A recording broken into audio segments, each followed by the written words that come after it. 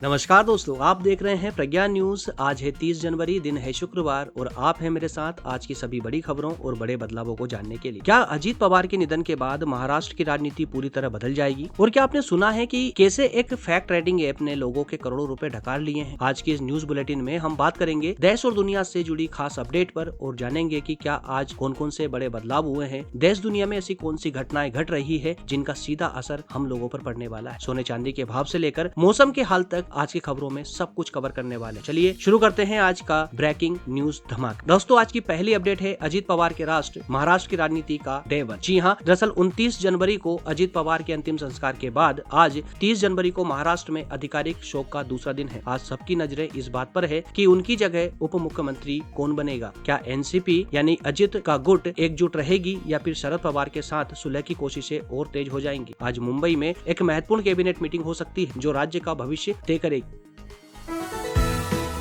संसद में आज इकोनॉमिक सर्वे की धूम को लेकर। जी हाँ दोस्तों, दरअसल कल बजट सत्र की शुरुआत के बाद आज वित्त मंत्री निर्मला सीतारमण ने संसद में इकोनॉमिक सर्वे 2025-26 पेश करेंगी। यह रिपोर्ट कार्ड बताएगा कि भारत की अर्थव्यवस्था किस गति से बढ़ रही है। 1 फरवरी के बजट से पहले ये सबसे बड़ा संकेत है कि क्या हमें टैक्स में कुछ राहत मिलेगी या फिर नहीं, है ना।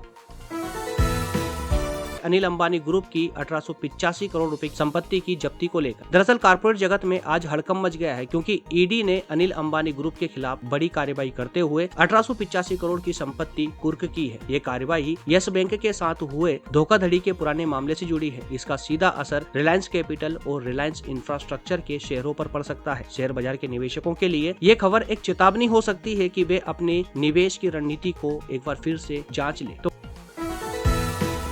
सरकारी सफाई कर्मचारियों के नए चौंकाने वाले डेटा को लेकर। दरअसल हाल ही में एक आई ताजा रिपोर्ट ने सामाजिक न्याय की बहस को फिर से छेड़ दिया है। रिपोर्ट के अनुसार केंद्र सरकार के करीब 66% सफाई कर्मचारी ST, SC और OBC समुदाय से आते हैं। ये डेटा आज संसद में विपक्ष के लिए बड़ा मुद्दा बनेगा। आम आदमी के लिए इसका मतलब है कि आने वाले समय में आरक्षण और कर्मचारियों के कल्याण से जुड़ी नई योजनाएं सामने आ सकती है जो सीधे तौर पर समाज के निचले तबके के जीवन स्तर को प्रभावित करेगी।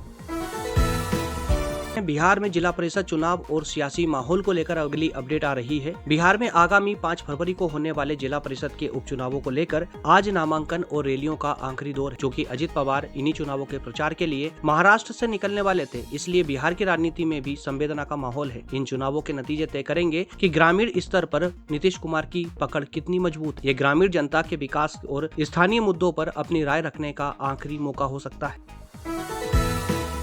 उत्तराखंड में मिशन सुदर्शन चक्र की शुरुआत को लेकर। दरअसल राष्ट्रपति द्रौपदी मुर्मू के आह्वान के बाद आज रक्षा मंत्रालय उत्तराखंड और हिमालय सीमाओं पर मिशन सुदर्शन चक्र की विस्तृत रूपरेखा पेश कर सकता है। यह मिशन सीमाओं पर स्मार्ट फेंसिंग और ड्रोन सर्विलांस को कई गुना तक ताकतवर बना देगा। सीमावर्ती इलाकों में रहने वाले नागरिकों के लिए यह सुरक्षा की एक नई गारंटी है। इसके अलावा इस प्रोजेक्ट से स्थानीय युवाओं के लिए डिफेंस लॉजिस्टिक्स में रोजगार के नए अवसर भी पैदा करेगा। तो वहीं अगली अपडेट एयरलाइंस मोनोपोली और महंगे टिकटों पर राज्यसभा में तीखी बहस को लेकर है। दरअसल अगर आप हवाई सफर करते हैं तो यह खबर आपके लिए है। दरअसल आज राज्यसभा में केवल 2 एयरलाइंस इंडिगो और एयर इंडिया के पास 90% तक मार्केट शेयर होने और बेतहाशा बढ़ते किरायों पर हंगामा होने की उम्मीद है। आम आदमी की शिकायत है कि टिकट के दाम 120% तक बढ़ गए हैं। अगर आज सरकार इस पर हस्तक्षेप करती है या कोई रेगुलेटरी कैप लगाने का विचार करती है तो गर्मियों की छुट्टियों में आपको सस्ते टिकट मिल सकते हैं।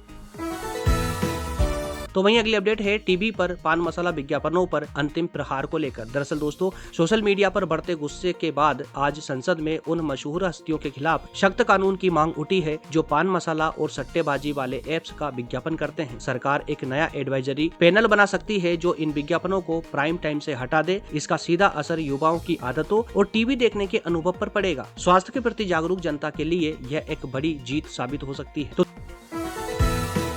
तो दोस्तों वहीं अगली अपडेट है भारतीय न्याय संहिता के तहत एक नए डिजिटल समन के नियम को लेकर। जी हां, सरकार ने हाल ही में लागू हुई भारतीय न्याय संहिता के तहत अदालती प्रक्रियाओं को तेज करने के लिए डिजिटल समन को पूरी तरह अनिवार्य कर दिया है। आज से देश भर की अदालतों में व्हाट्सएप और ईमेल के जरिए भेजे गए समन को कानूनी रूप से मान्य माना जाएगा। यह एक बहुत बड़ा कानूनी बदलाव है जिससे मुकदमों की पेंडेंसी कम होगी और आम आदमी को बार बार कोर्ट के चक्कर काटने से मुक्ति मिलेगी। दोस्तों क्या आपको पता है 1 फरवरी को बजट पेश होगा होगा और इस बार यह रविवार को पड़ रहा है। इतिहास में ऐसा बहुत कम होता है ना। तो क्या आप संडे की छुट्टी को छोड़कर बजट देखेंगे? कमेंट बॉक्स में जरूर बताइएगा। तो दोस्तों ये थी आज यानी कि 30 जनवरी की सबसे बड़ी कवरेज। खबर से जुड़े हर अपडेट सबसे पहले पाने के लिए प्रज्ञान न्यूज चैनल को सब्सक्राइब करें और वीडियो को लाइक करके अपने विचार कमेंट बॉक्स में जरूर साझा। कल फिर मिलेंगे इसी समय इसी चैनल पर। तब तक सुरक्षित रहें और देखते रहे प्रज्ञान न्यूज। जय हिंद।